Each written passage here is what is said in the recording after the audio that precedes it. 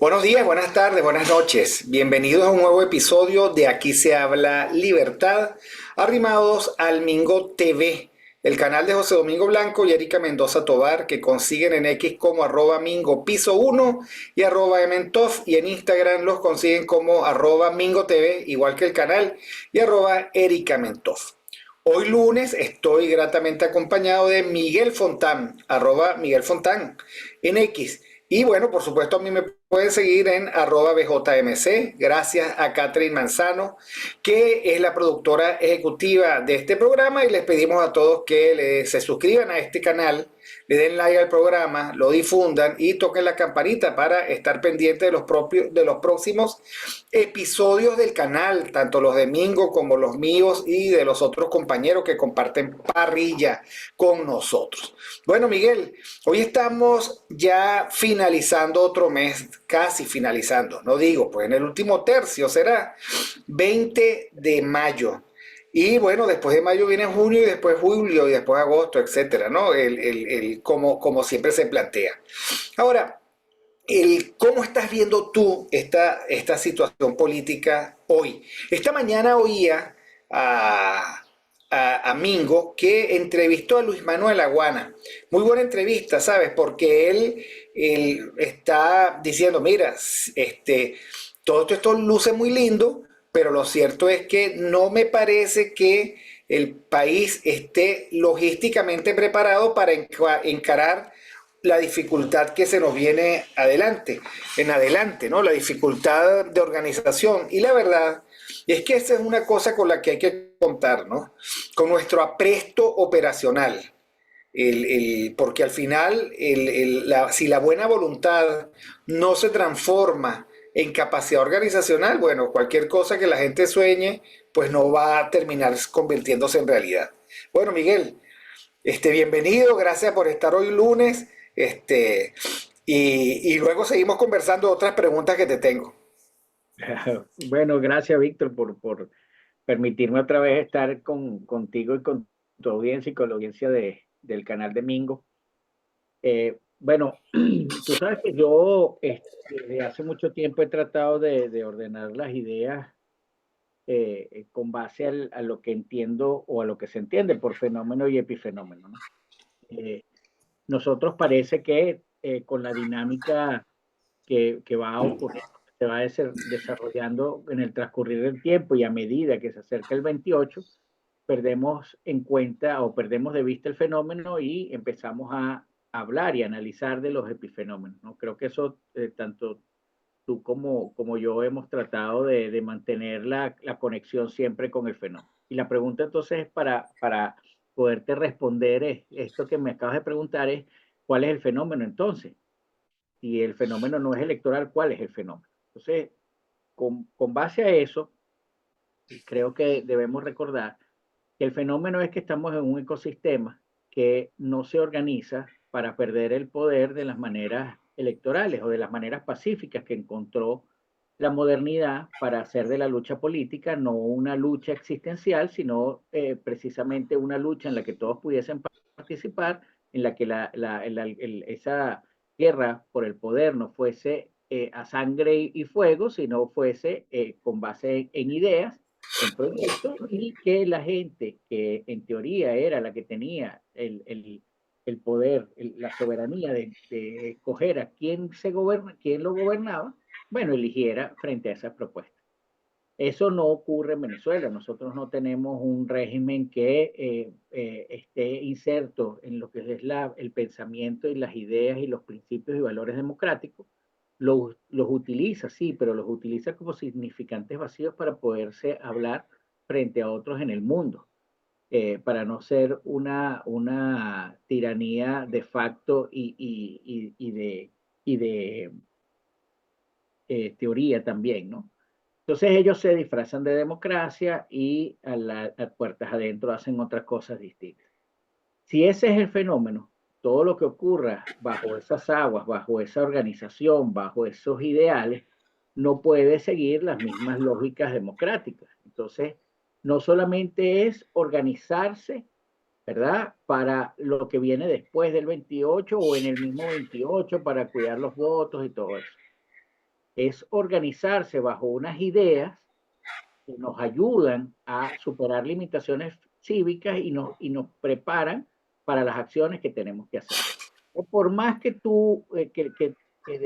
a veces nos olvidemos de lo que es el epifenómeno, del fenómeno, perdón, siempre termina algo haciendo tierra con ese fenómeno, bien sea porque no tienes condiciones y ya no se hablan. Por ahí vi una entrevista de Napoleón Bravo reciente, donde decía, bueno, ya no importa si se habla de las condiciones, porque estamos claros que va a haber, que va a ser fraude, y entonces frente a eso nosotros vamos a actuar.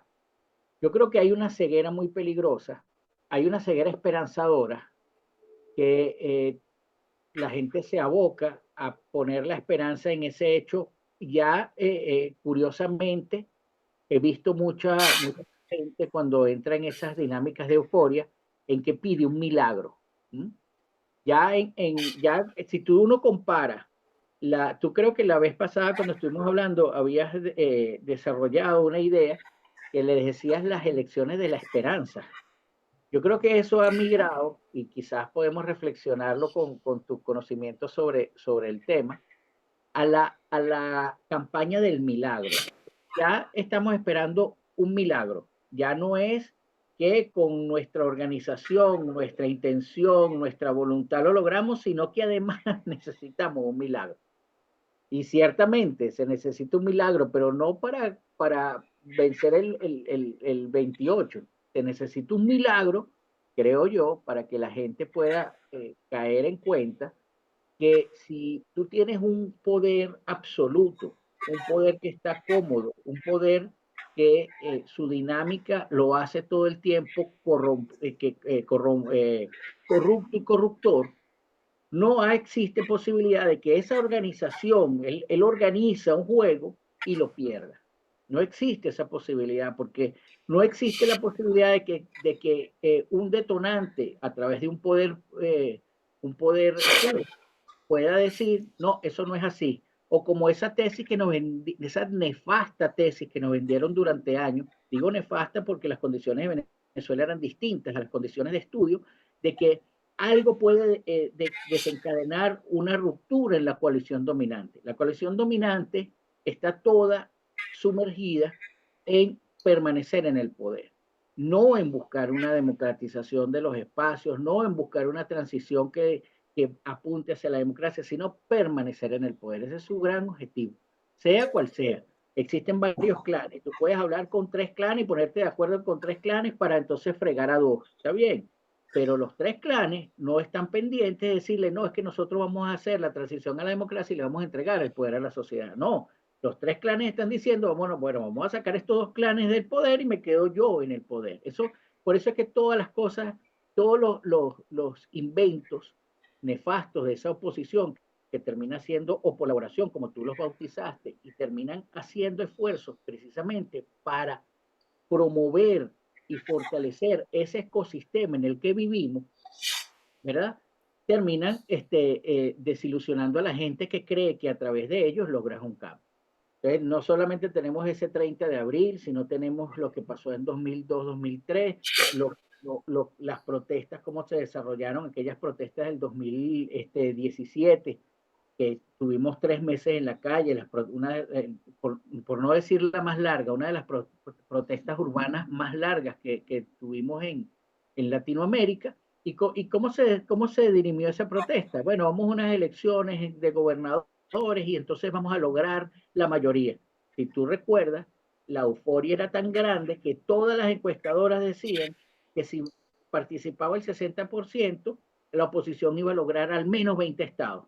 Bueno, participó un poco más del 60% y la oposición solo le atribuyeron 3 estados, de los cuales le dieron 2.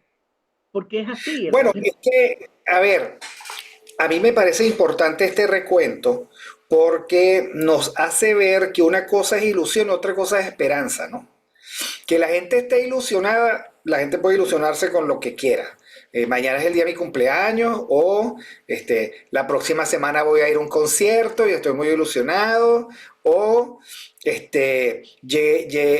van a colocar aquí, qué sé yo, la fibra óptica y estoy ilusionado, lo que sea. La gente tiene todo el derecho a ilusionarse o llegó la carne, como pasa en otros países, ¿no?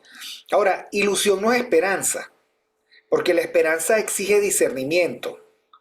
No solo buenos deseos, discernimiento sobre el propósito y también sobre el cómo tú logras abordar ese propósito. Y yo sí creo que parte del problema de este momento político es que la dirigencia política tiene la ilusión, no ellos, sino de que el pueblo salga y reclame la victoria, no ellos. Y que ellos además puedan cobrar esa victoria por el coraje del pueblo. En eso consiste el milagro. Nos han dibujado el muñeco de todas maneras, lo que pasa es que ellos no se atreven a decirlo porque allí, digamos, se acaba el juego. Ahora, yo digo con todo respeto que yo no creo que la gente esté preparada en este momento para salir a cobrar su victoria. Pero además eso nos coloca a nosotros en la circunstancia de definir qué es victoria. A ver, tal y como tú lo planteabas, victoria sería en este caso lograr el colapso del sistema. Y voy a poner un ejemplo. Recién ayer domingo, el presidente de Irán, un ayatolá, su canciller, el representante en una región, etcétera, estaban en un convoy de 3 helicópteros y, bueno, fatalmente el helicóptero del presidente y sus ministros se cayó. Y fallecieron todos. Cabía esperar que eso terminara siendo así porque las condiciones meteorológicas, o sea, si se salvaban se morían de frío y si aguantaban el frío se lo comían las fieras. O sea, la verdad es que había que saltar 3 obstáculos trascendentales: la caída del helicóptero, el resistir al frío y el resistir a la fiera para poder, digamos, tener algún alito de esperanza. Bueno, efectivamente fallecieron. Ahora, ¿eso desestabilizó el sistema fundamentalista iraní? Para nada. El ayatolá, el líder supremo de la revolución fundamentalista de Irán, llegó, dijo: calma, este es el sustituto temporal y vendrán elecciones en 50 días. Entonces, lo digo porque el desafío venezolano es el desafío de sustituir o de desbancar un ecosistema criminal y comenzar con otro tipo de relaciones sociales y de relaciones políticas. No tiene nada que ver con el presidente solamente, no tiene nada que ver con su entorno inmediato, es un ecosistema. Ahora, el 28 de julio, el régimen, que obviamente no debe estar muy cómodo, yo no creo que ni los tienen locos, ni están por salir corriendo, ni esto ha generado presiones extraordinarias hacia su interior, pero obviamente el régimen cada vez que tiene que proceder a esta liturgia totalitaria, que es llamar a los ciudadanos a votar para ellos decidir quedarse de nuevo en el poder, porque es una liturgia totalitaria, no es un certamen democrático. Por supuesto, cada día se le hace más incómodo el saberse, porque ellos ya lo saben, que popularidad no tiene, como cualquier régimen totalitario. O sea, cualquier régimen totalitario de orígenes populistas, peronismo, fascismo, el que quieran, castrismo, etc. Luego de una primera etapa fundacional de euforia, pasa a un largo tiempo de aridez de popularidad, porque a mí nadie me va a decir que en Cuba la gente se muere. Yo no conozco un solo cubano que hable bien del Partido Comunista Cubano. No conozco, sin embargo está allí. Ok, entonces, ¿en qué momento del ecosistema criminal nosotros nos podemos ubicar? Bueno, en el que ellos reconocen, saben y además con un absoluto desparpajo exhiben la más absoluta impopularidad, y eso no les significa a ellos, ni siquiera por un minuto, pensar que tienen que dejar el poder. Entonces la liturgia totalitaria se vuelve más liturgia totalitaria que nunca. Entonces la pregunta montada en el fenómeno es que eso es lo que vivimos. La pregunta planteada en el epifenómeno, que es el espacio de ilusiones en el que mucha gente se coloca, es el primer lugar, oye, qué chévere sería si. Ok. O sea, qué chévere sería si yo tuviese 20 años menos y 30 kilos menos. Sería chévere. Lamentablemente, eso no es posible. Entonces, en ese qué chévere sería si, uno, estuviésemos preparados para afrontar organizacionalmente unas elecciones. Hasta ahora, lo que hay, lo dice Luis Manuel Aguana, lo que hay es una eh, oferta gaseosa de llegar a las 600.000 K y un solo informe en el que hay 15.000 comanditos que a mí me dan 150.000 personas. O sea, si eso fuese así, faltan 2/3 de la tarea por hacer para llegar al número disponible y después organizarlos. Faltan 70 días. O sea, en el epifenómeno, o sea, en este juego de videojuego que estamos jugando, en ese epifenómeno todavía nos falta el muchísimo por hacer para intentar jugar. Sí. Y luego para intentar ganar en el epifenómeno. En el epifenómeno. Y eso, por supuesto, hay que tenerlo presente. Ahora, la gente se ilusiona, la gente va al estadio, la gente trata de ver el juego, la gente apuesta. O sea, lo que decíamos la semana pasada, mano, tengo fe, o sea, está bien, puedes tener toda la fe del mundo. Ahora, ¿por qué gana un equipo? Bueno, son muchas las razones, incluidas las de la fortuna, ¿no? Las del azar. La de que tú tengas la posibilidad de estar en el momento adecuado con el balón allí para meter el gol. Pero también es preparación, es equipo, es experiencia, es un buen coach, en fin, son muchas cosas, ¿no? Y no solo eso, hay algo muy importante que precisamente mueve la fortuna, pero también puede potenciar o disminuir las capacidades. Por ejemplo, voy a poner el mismo ejemplo que tú utilizaste del fútbol. En la democracia, tanto en la democracia como en el fútbol, el poder está en la ley. Es decir, el poder está en cumplir la ley y desarrollar las capacidades de acuerdo a esa ley. Es decir, los jugadores se vuelven talentosos en el manejo del balón porque no lo pueden agarrar con la mano. No pueden hacer como fútbol americano, agarrar ese balón con la mano y salir corriendo. Y se vuelven los talentos en función de esa ley. ¿Por qué? Porque todo el mundo se organiza en función de esa ley. En la democracia también, en la democracia el poder está en la ley. Entonces, ¿qué es lo que te dice? Bueno, yo tengo el derecho de formar mi partido político, de exponer mis ideas y de competir por la candidatura presidencial. Todo está en función de la ley. Ahora, ¿qué pasa cuando no está el asunto en función de la ley, sino en función de las capacidades para estar sobre la ley al mismo tiempo de estar en la ley? Es decir, para estar en el ámbito del soberano según Carl Schmitt. El soberano es aquel que decide sobre el estado de excepción. Y el estado de excepción es ese estado en el cual algo, un grupo o alguien está fuera de la ley al tiempo que está en la ley. Esto es muy complicado entenderlo, pero sería algo así como yo te exijo a ti que estés en la ley, pero yo estoy fuera de la ley. Entonces imagínate tú que están jugando dos equipos y uno de los equipos puede hacer eso. Es decir, en determinado momento, alguien puede agarrar el balón con la mano, salir corriendo, hacerle un pase a alguien con la mano, y cuando ese alguien está enfrente a portería, lo agarra el balón con el pie y mete gol. Y el árbitro dice es gol, olvidando que previo a eso la jugada queda invalidada porque lo agarró con la mano. Eso es parte de lo que nosotros tenemos en Venezuela y la gente le cuesta mucho verlo. No sé si es porque espera el milagro, no sé si es por lo que tú dices de mano tengo fe, o no sé si es porque dicen la realidad es tan cruel que prefiero engañarme y hacer una ceguera selectiva y pensar que yo estoy en Noruega y que nosotros vamos a ir a votar y como el régimen no tiene este poder popular ni apoyo popular, va a perder.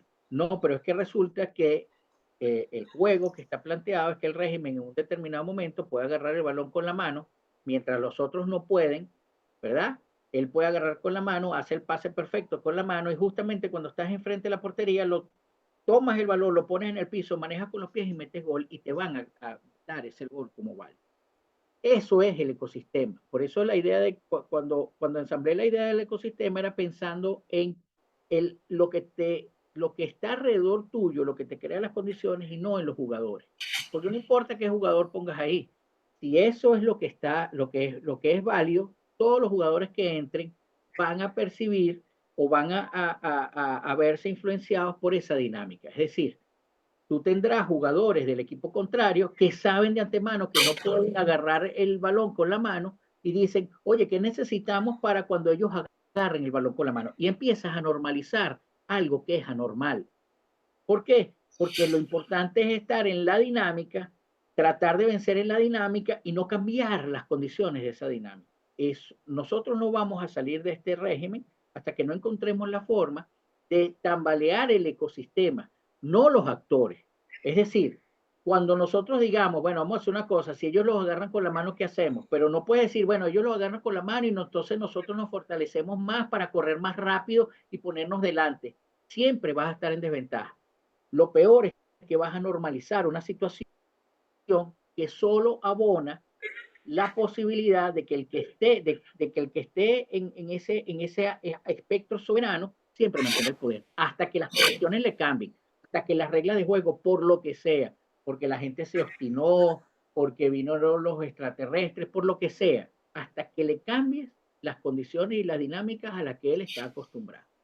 Entonces, cuando nosotros salimos, ¿verdad? Olvidando, Víctor, y a mí me parece muy perverso esto, yo lo que creo es que el comando de campaña, particularmente María Corina, lo que está pensando es, llega el día de las elecciones, bueno, vamos a perder, pero nos vamos a consolidar como la estructura, la principal estructura opositora.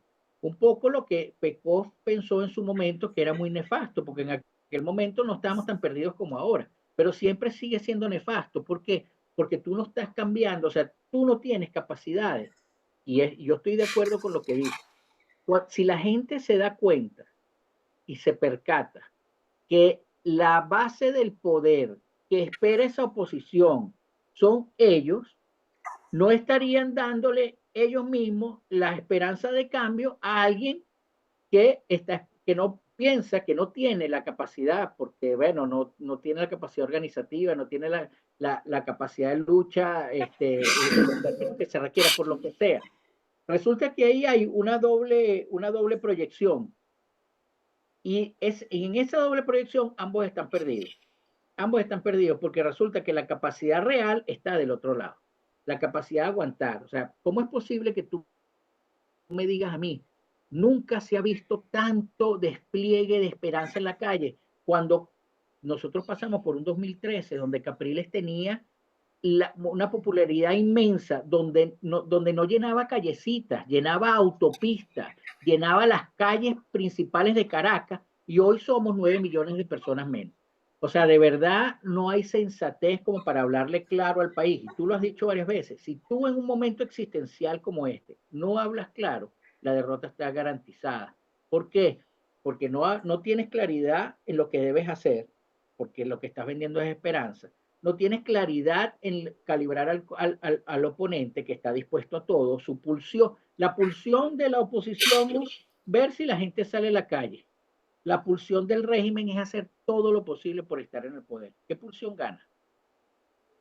No, Porque no, no, es que lo que pasa es que en el medio está la hegemonía y el monopolio de la violencia.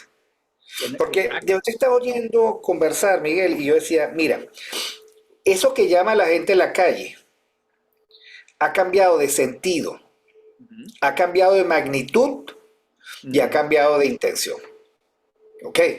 Tú estabas conversando, yo recordaba el día que se entregó Leopoldo López, una gran manifestación. Es increíble porque imagínense ustedes, decenas de miles de personas acompañando al que en ese momento era uno de sus líderes a que se entregue al gobierno. Y se entregó ¿ok? Todos fueron a despedirlo.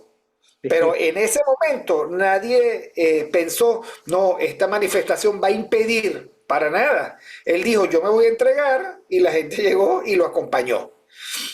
Lo que da pie a pensar el inmenso dominio de este totalitarismo. ¿Ok?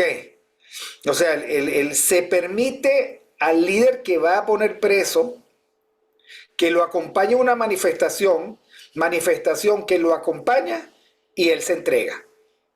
Lo que pasa es que nosotros, en medio de tanta vivencia, no reflexionamos sobre las cosas que pasan. exacto. Es decir, la actual lideresa, que es María Corina, fue inhabilitada flagrantemente por el régimen porque le dio la gana y el país la sigue acompañando sabiendo que está inhabilitada. O sea, pero es que ya el sentido es de funeral. No sé si me explico. Claro, Estoy, pero con, el sentido es funeral y la estoy gente, contigo que estás muerto. O sea, no estoy contigo para la lucha. Y el sentido que uno observa que la gente le está dando a la lucha es, mira, nosotros llegamos hasta el punto de que queremos ir a una manifestación y vamos. Ahora, se da la circunstancia de que aparece el descarte del descarte, que es Edmundo González Urrutia. No lo digo en términos peyorativos, ustedes recuerdan que la que eligió el país fue María Corina. María Corina, al verse inhabilitada, pide que se respalde a Corina Llores, una mujer intachable, sin experiencia política alguna. Todo el mundo lo reconoce, digamos que el, tiene ese intachable de aquel que nunca se ha expuesto ni siquiera en una opinión, salvo deportiva, ¿no? Porque ella es fanática del Real Madrid. Está bien. El régimen por alguna razón no lo acepta, pero no le dio la gana, pues, no le dio la gana. ¿Ok?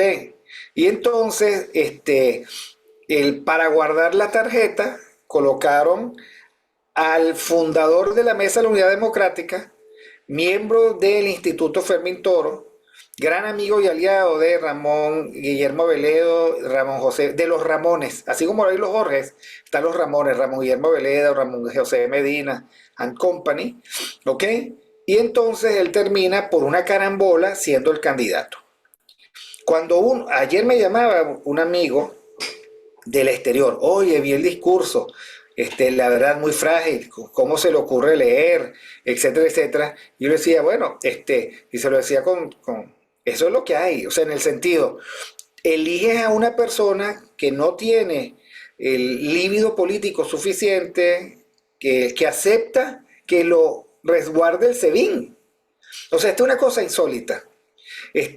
Leopoldo López se hace acompañar de una manifestación para entregarse. El candidato de la MUD acepta que lo resguarde y lo vigile el SEBIN. Y bueno, digamos que uno ve muchísima fragilidad. Entonces, yo no quiero hablar de eso. Yo lo que quiero hablar es del estoicismo del venezolano. Un falso estoicismo porque se conforma con cualquier cosa.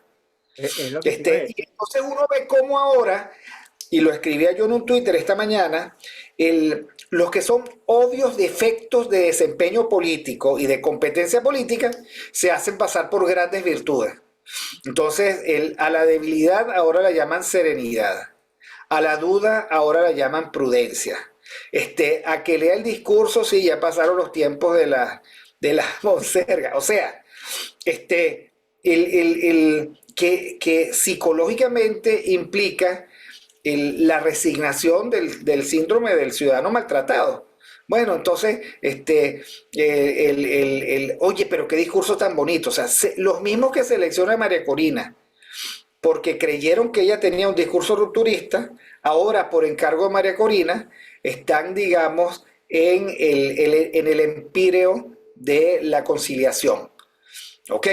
Los mismos que creyeron y apoyaron una propuesta supuestamente planteada por María Corina de privatización de las empresas públicas, ahora se encuentran con que tienen que apoyar a alguien que no esté de acuerdo con la privatización de PDVSA. Entonces, claro, eso significa que la psicología del venezolano está en una condición tal de precariedad que acepta cualquier cosa. Y por supuesto que por esa ruta uno puede imaginar que también se va a conformar, pues otra vez ganó el régimen, etcétera, ¿no? O sea, lo va a hacer, pues, porque si acepta cualquier cosa, acepta cualquier cosa. Punto. Es que ahí volvemos al ejemplo que tú diste del fútbol. Si tú agarras esas reglas del fútbol y te las llevas para España, Inglaterra, Alemania, Francia, los fanáticos, ¿verdad? Sobre todo los ingleses, van a destruir el estadio. ¿Por qué? Porque ellos no van a jugar bajo unas reglas que no son iguales para todos y que desvirtúan lo que es el fútbol. Si tú agarras el balón con la mano y lo llevas al mediocampo y se lo pasas al delantero desde el mediocampo con la mano y él lo pone, lo agarra con la mano, lo pone en el pie y patea y es gol, eso no es fútbol. Entonces, la culpa no es del sistema, la culpa es del fanático que dice, bueno, ellos van a seguir agarrando el balón con la mano y nosotros no vamos a impedirlo. ¿Qué vamos a hacer nosotros? Bueno, vamos a generar unas capacidades para que el balón con la mano no nos haga tanto daño. Siempre vas a estar en desventaja, siempre vas a estar en desventaja, porque tú abrazas el balón y no lo puedes abrazar con los pies. O sea, siempre vas a estar en desventaja. No puedes caerle encima porque te van a pitar falta. Entonces, el problema es precisamente que ese espectador, en este caso, esa persona que entra en esa euforia, está consciente, acepta y permite la ventaja que lo va a llevar al final a perder el partido por paliza. Ahora bien, tú lo decías, ahí, bueno, yo no creo que, el venezolano que participa, ¿verdad? Sin razonar de esto que estamos hablando. O sea, algo tan sencillo como eso. ¿Qué pasa si tú ves un juego de fútbol donde un equipo agarra el balón con la mano, lo traslada por todo el campo y solo lo pone en el pie a la hora de meter el gol cuando tiene el gol seguro? Y el referee pita que es bueno eso, que ese Y el, juego es ref, bueno. y el referee pita que es bueno, y si tú lo haces, si tocas el balón con la mano, te van a cantar penalti o te van a cantar falta porque tú no puedes. Tú sí tienes que jugar las reglas del fútbol. El otro equipo juega a veces con la regla del fútbol y a veces no. ¿Qué pasa? ¿Qué sientes tú? ¿Qué harías tú como espectador? Eso es lo mismo que tiene que hacer el venezolano. Cuando un venezolano se mete en esa lógica perversa y dice, sí, es que vamos a ganar porque mira, sin contemplar siquiera los elementos que tú dijiste. No solo que no pudiste vencer un escollo administrativo, sino que no pudiste colocar a la persona que tú decías que no tenía tu mismo escollo administrativo, sino que el régimen le dio la gana de poner al que él quería. Pero además de eso, ¿verdad? Sí, hay una naturaleza que es perversa, donde te quedas en el hotel, te lo cierran, porque el régimen no se puede desnaturalizar, tiene que mantenerse, pero te dejan hacer campaña a tal punto que hay una patrulla del SEBIN y tú estás haciendo campaña. O sea, te están permitiendo hacer campaña. Si la persona no se sienta, se toma la distancia y ve que ese espectáculo no tiene algo raro, por lo menos, no es estoico. Lo que es un gran aguantador, pero estoico no es. Porque lo primero que te hace el estoicismo, tanto en el placer como en la desdicha, es que utilices la razón. Utilices la razón no solo para calibrar tus capacidades y mejorarlas, sino también para poder ver tus oportunidades y tus peligros.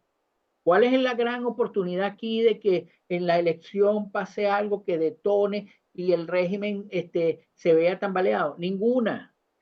Ojo, el régimen, no los actores. Los actores sí pueden tener peligro. Alguien puede decir, oye, mira, vamos a aprovechar esta coyuntura y sacamos a Maduro y ponemos a fulano de tal. Pero sigue estando el mismo régimen, como nos pasó. No se murió el líder supremo de la revolución venezolana y todo estuvo igual, porque no son los actores y es lo que nosotros tenemos que entender. Ahora, es muy perverso que te digan, ¿verdad?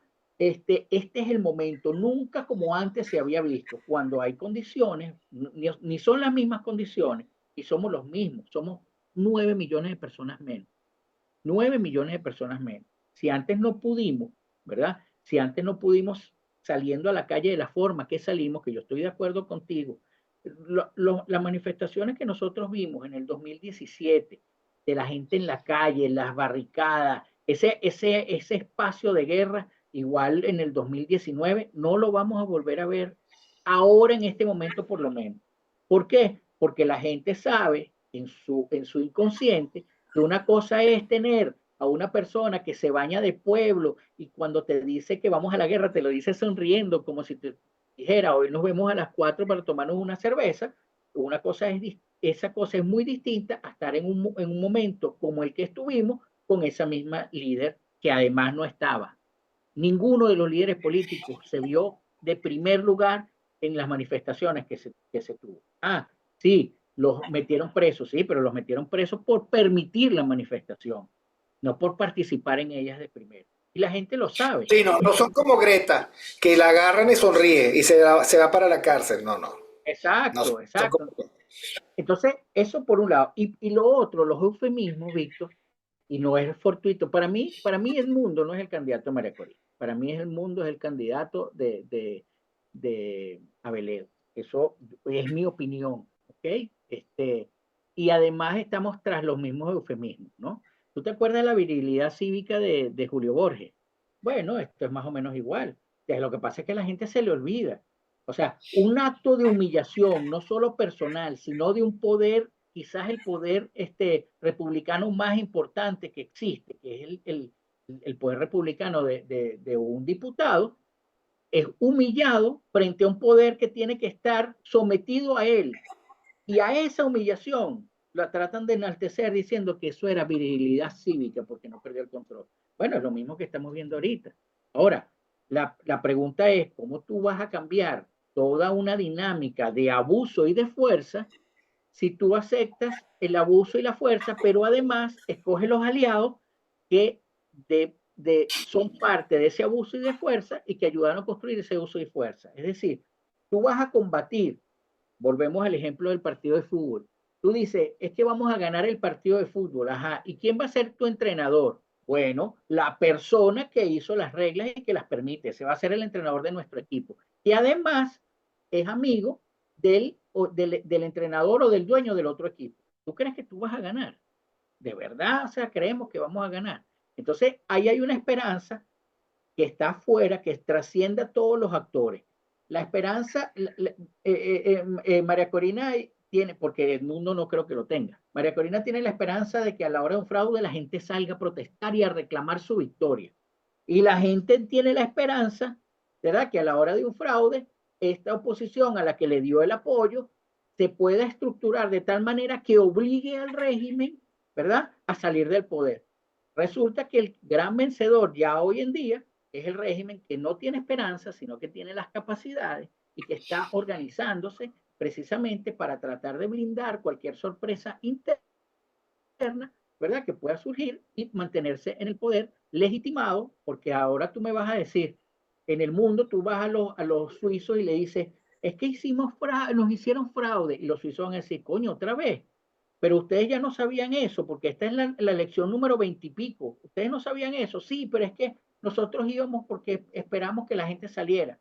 Y el otro decía, no, no, nosotros no hicimos fraude, mira, aquí está todo. ¿Y quién se va a meter en ese papelón? Es que ahorita va a venir el tiempo, la época, Miguel, donde el Consejo Nacional Electoral va a convocar a todos los candidatos a que firmen el reconocimiento al Consejo, el compromiso de reconocer los resultados, todo eso. Porque es que esta cartilla nunca se renueva totalmente. O sea, esta liturgia tiene sus momentos culminantes.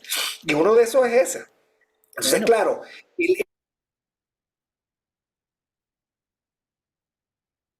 el que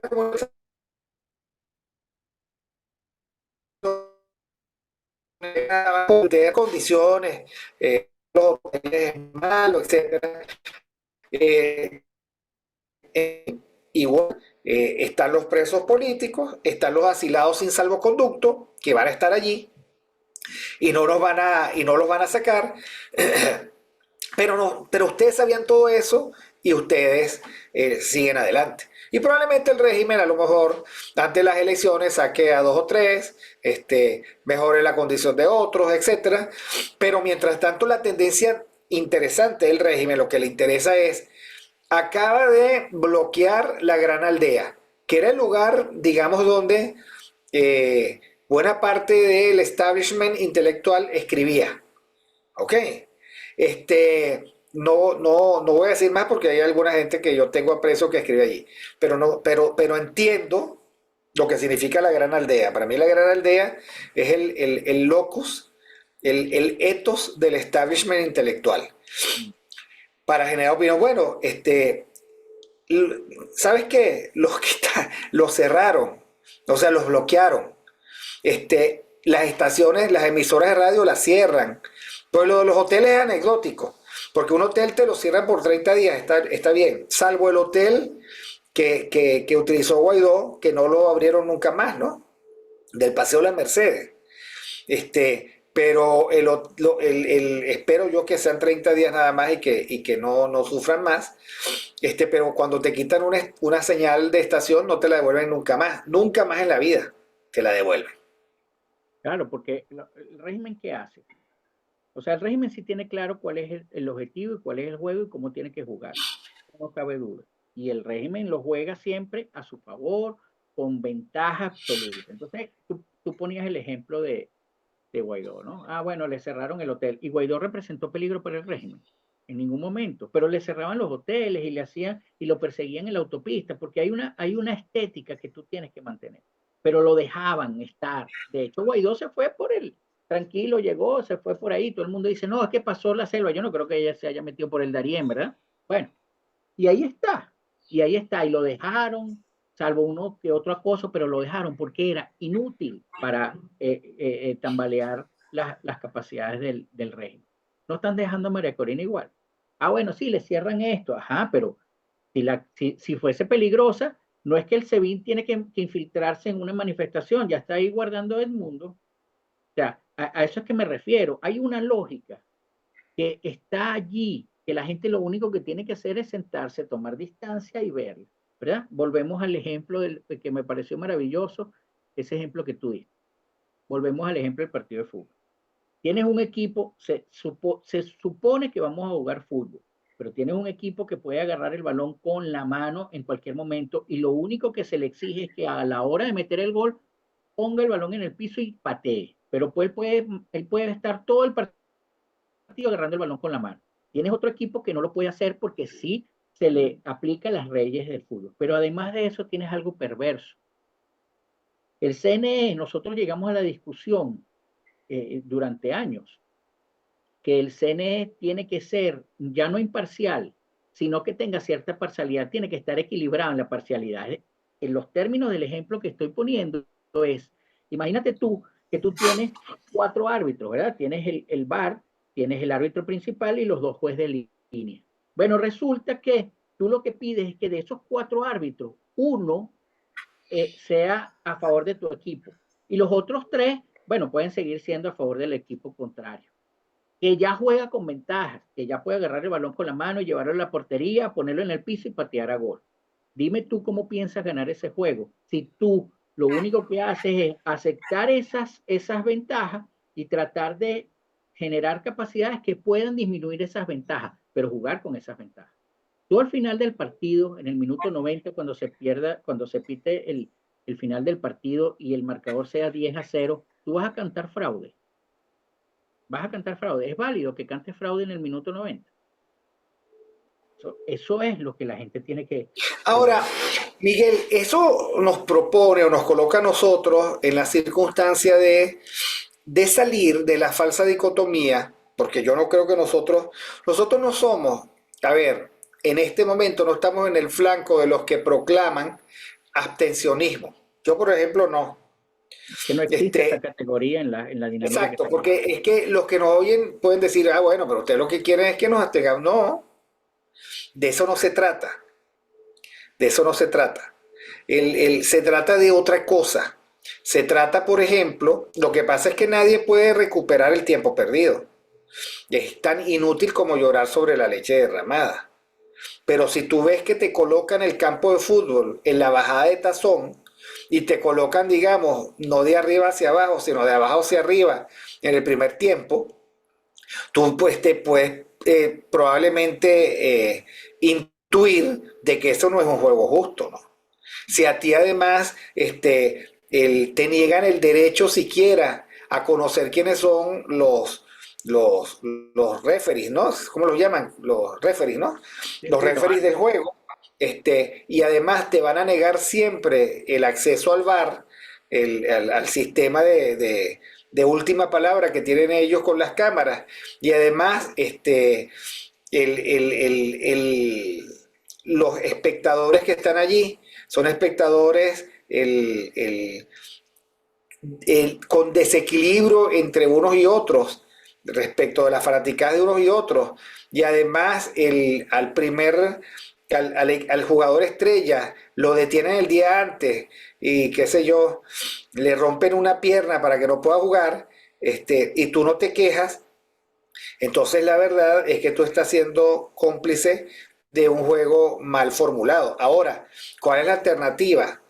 Porque yo lo que creo que hay que nosotros, o yo por lo menos he dicho, que la alternativa es no caer en las trampas del corto plazo, que la alternativa es comenzar ya a prepararnos para un largo plazo que nos encuentre preparados con una estrategia propia en el momento en que el ecosistema criminal este, el, el, en, coincida con nosotros en la demostración de la fisura, porque el ecosistema criminal es como la cara oculta de la luna, misterioso y enigmático en cuanto a sus fragilidades.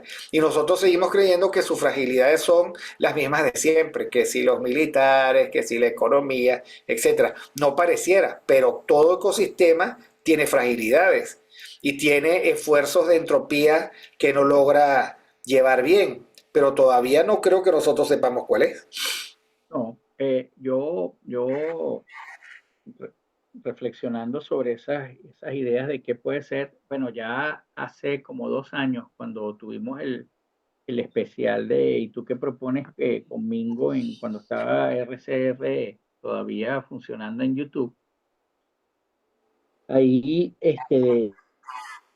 yo lo que planteaba era, nosotros no podemos, los actores en un ecosistema, los sujetos que están dentro de ese ecosistema son secundarios, en el sentido que ellos solamente van a reproducir las condiciones que ese ecosistema les brinda.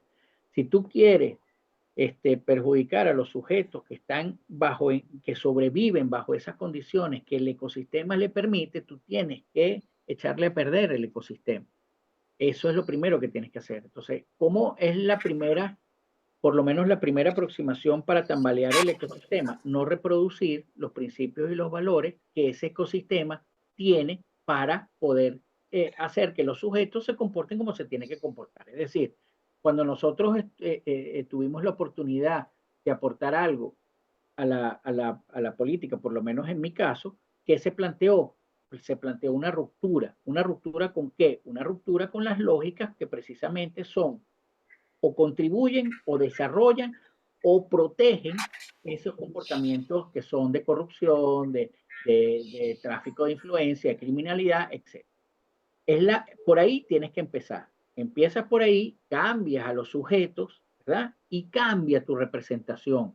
Entonces la gente puede decir, si yo me arriesgo, mi representación se arriesga y ahí se crea una sinergia que todavía no, eso está como el quien vio Oppenheimer, ese es el punto en el cual tú tienes idea de lo que pasará, pero no sabes si pasará o en qué magnitud pasará. Esto es igual. Cuando la gente sabe y está convencida de que su representación va a acompañarlo hasta el final de verdad, ¿verdad? Y va a estar allí, va a sufrir y todos nos vamos a comprometer en eso, hay una sinergia que es mucho más, que potencia mucho más cualquier acción. Eso no lo hemos tenido hasta ahora, porque ya la gente, han sido muchas protestas y protestas además duras en las cuales el régimen ha vencido en todas, ¿verdad? La gente sabe que a la hora de la chiquita, los generales se van, o sea, los que tienen que estar ahí comandando se van y te dejan solo y desvalido, ¿verdad? ¿Cómo pasa? Ahí tienes tú a los presos políticos que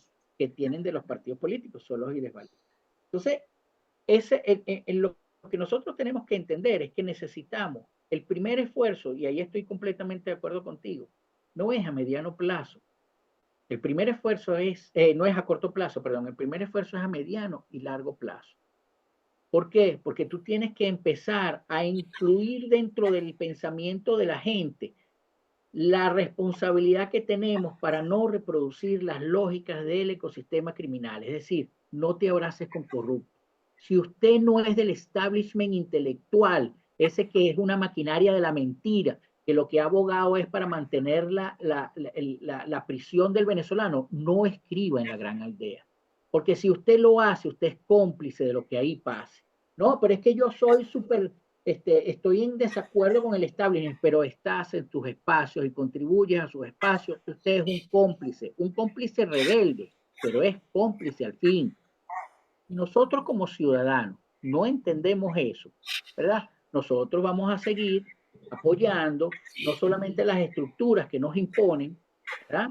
Sino también los anillos de seguridad políticos que el régimen crea para que perdamos, si tenemos la fortuna de encontrar un punto débil, viene el anillo de seguridad que está en nuestro lado y se encarga de mitigar las capacidades, mitigar las potencias. A nosotros se nos olvida que en el 2014 una protesta estudiantil estuvo protestando, hizo campamentos para disminuir las capacidades del régimen, y la Mesa de la Unidad Democrática, liderada por Ramón Guillermo Abeleo, se sentó en Miraflores a negociar en un conflicto que ella no tenía parte. ¿Qué estaba haciendo ahí la Mesa de la Unidad? Otra vez, vamos a hacerle el primer anillo de seguridad al régimen para que los que vean ese conflicto digan, ah, no, es que en Venezuela se están logrando conversaciones para mitigarlo. Pero ellos no eran juez y parte, y ahí pasó toda la politiquería venezolana, pasó allí. Entonces, ¿de quién es la culpa? De ellos. No, ellos son así. Ellos son los que se dicen, yo lucho contra la corrupción, pero me abrazo con ellos, o disfruto de esa corrupción, o tengo beneficio de esa Es corrupción. que en ese sentido, el gran fracaso a la vista de María Corina es no haber hecho ruptura, o sea, haberse sentido necesitada del respaldo del elenco del fracaso, haberle dado validez a ese elenco del fracaso, haber creído que el liderazgo de Delsa, de Superlano, de Leopoldo López, de la DECO, del otro, etcétera, son necesarios, son vitales, son útiles. A mí la verdad es que me da mucha lástima porque ese es el epifenómeno del epifenómeno del epifenómeno. Creer que esa plataforma unitaria tiene 10 partidos activos. A mí me da risa. ¿Ok? Creer que ellos representan a nadie. Y creer, digamos, que había una votación entre los cuales todos valían lo mismo. ¿Ok? Y creer que la plataforma unitaria en sí misma tiene sentido. Entonces, claro, a la hora de ir al partido, todos ellos son sepulcros vacíos. Allí no hay capacidad, no hay capacidad. Y entonces el gran milagro, la gran ilusión, es que la gente les haga el trabajo. Y en ese sentido, el gran fraude emocional es en contra de la gente, que de muy buena fe sale y da el respaldo que puede, que es que yo estoy aquí, yo lloro contigo, yo me dejo abrazar por ti. O sea, me van a disculpar, los mismos que abrazaban a Capriles, ¿ok? Esos Los mismos que Rosales, abrazaron antes a Arias Cárdenas, claro. los mismos que abrazaron a Rosales I, los mismos, o sea, es la misma conducta psicológica de la población venezolana, confiando en unos líderes que no dan la talla, que los dejan en el camino. Y la gran amenaza es, ahora se van a ir cinco más que, y tú como líder no crees que tienes la responsabilidad de ser concéntrico, de decir, o sea, de ni siquiera pensar que eso es una posibilidad, de no amenazar a nadie con la diáspora de los venezolanos y de construir una narrativa que sea exigente, no que le facilite al régimen, que sea exigente en las condiciones de vida, por Pero ejemplo, si y no no puedes, connivente. Bueno, claro, pero eso no es lo que está ocurriendo. claro que no, porque tu círculo, además de eso, tu círculo de consulta todos son conviventes de alguna manera con el establishment, tanto político como intelectual. Entonces tú no tienes manera de salir, tú no tienes manera de salir de eso. La única manera es formar unas capacidades propias que tengan un pensamiento distinto, que te permitan primero mitigar, a lo mejor es imposible, pero mitigar los infiltrados, ¿verdad?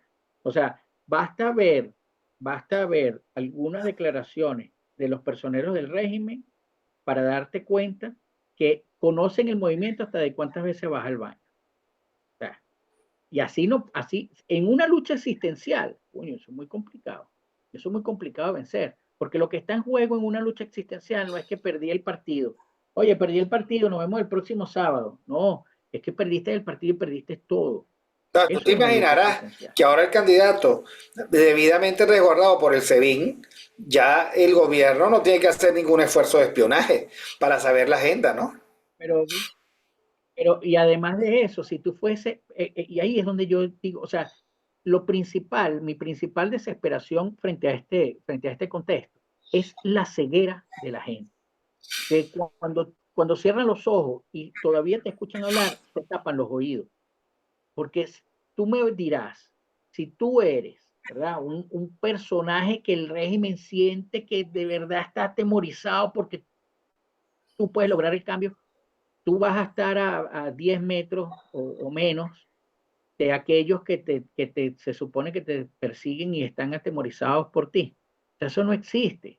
Eso no existe. Ahora, ¿por qué la gente no lo ve? Porque la gente está inmersa y como tú dices, lo lamentable es que no hayamos aprendido nada durante estos 20 años. Lo lamentable es que aparezca cualquier personalidad ávida de populismo, ávida de manoseo, ávida de que le coreen su nombre y la gente caiga en eso. O sea, es mejor que nosotros nos dediquemos, de verdad, de todo corazón, a promover artistas y que seamos partícipes y eufóricos en sus letras, pero no metamos ese show business en la política y hagamos de una persona ese rockstar y lo llamemos político. Peor aún, lo llamamos estratega. O sea, hay algo que debe quedar bien claro. Un estratega no solamente tiene un olfato increíble para la política real, la realpolitik, es una persona intelectualmente muy preparada. Ninguno de estos políticos lee ni siquiera literatura. No digo con eso que la literatura sea mala, al contrario. Mucha gente sabe de procesos históricos es leer literatura, no tiene que leer un libro dedicado, un libro de historia. Pero estos políticos ni siquiera no leen literatura, menos leen filosofía política, menos conocen, por ejemplo, lo que se escribe acerca del arte de hacer política. Y tú me vas a decir que ellos son estrategas. No, es que la culpa no es de ellos, la culpa es de usted, que ha desmejorado tanto su capacidad intelectual que cualquiera que pueda hacer una frase y una oración coherente lo llama estratega o lo llama intelectual. Y eso es lo primero que tenemos que cambiar. ¿Usted quiere cambiar el país? Pase primero por cambiar sus limitaciones cívicas que le impiden ver qué es un político, qué es un líder y qué es un sujeto que en condiciones extremas como la que tenemos se necesita para sacar el país adelante. Porque para sacar el país adelante, lo más importante no es llegar al poder. Por supuesto que eso es importante, esa es la condición sine qua non. Pero lo más importante viene el día después, las horas después, los minutos después que se llega al poder. Y usted me va a decir que usted va a cambiar un régimen como este teniendo al lado a la misma gente que lo ayudó a construir, teniendo Es al que lado. además, Miguel, el tema es el siguiente. Si para algo sirvió la experiencia del interinato, es para demostrar la bancarrota moral de todo el elenco del fracaso. Totalmente. ¿Ok? No solo que son mentirosos, no solo que están dispuestos a negociar nuestra alma, no la de ellos, que ya la negociaron, a favor de sus propios intereses. No solo que son profundamente corruptos, ¿ok? Este, sino que yo le decía ayer a un amigo mío, mira, cuando uno puede leer las anécdotas que salen, por ejemplo, de la venta de Globovisión, en donde el ancla premium, que era Leopoldo Castillo, terminó siendo el negociador de la venta de ese canal, y quedó 3 meses como director ejecutivo del canal por cuenta de los nuevos compradores, compradores que ya sabemos quiénes son y qué poder tienen. Y yo le decía al amigo mío, mira, yo no sé qué te parece, pero esto es para mí la demostración de que nosotros estamos infiltrados hasta los tuétanos y de que eso que yo llamo la Costra Nostra es un rol funcional al ecosistema criminal, que no les interesa. Sucede que ese mismo personaje dijo que iba a sacar Telesur de nuevo. Reales por el medio, te aseguro. ¿Ok? Y ese mismo personaje ahora está disfrazado de María Corinista Radical y anda, digamos, el pontificando desde Miami, ¿no? Así son todos. Entonces tú dices, wow, son tan mentirosos que para lograr un clic más de audiencia mienten y son los que dicen el régimen está asustado, hay rupturas aquí y allá, hay fragilidades, etcétera. Y lo dicen con una irresponsabilidad brutal, brutal. Tanto así que dañan la credibilidad de aquel que probablemente sea creíble, pero nadie le va a creer. Entonces, ahora, insisto, todo ecosistema tiene tensiones, todo, pero para eso hay que estudiar psicología social de las organizaciones. ¿Ok? Entonces, todo ecosistema tiene presiones internas y todo ecosistema, por lo tanto, construye procesos de entropía negativa y sistemas de retroalimentación y de feedback que le permite el recuperar sus equilibrios. Por supuesto, hay equilibrios más cómodos y equilibrios menos cómodos, pero que tú llegues con la payasada de que cada vez que hay, qué sé yo, un leve movimiento telúrico, ¿no? Ya esto se cayó, ya esto se acabó. Lo único que hace es definitivamente el, el, violentar la condición ilusionada del venezolano, que bueno, yo no le niego el derecho a que se ilusione con lo que quiera.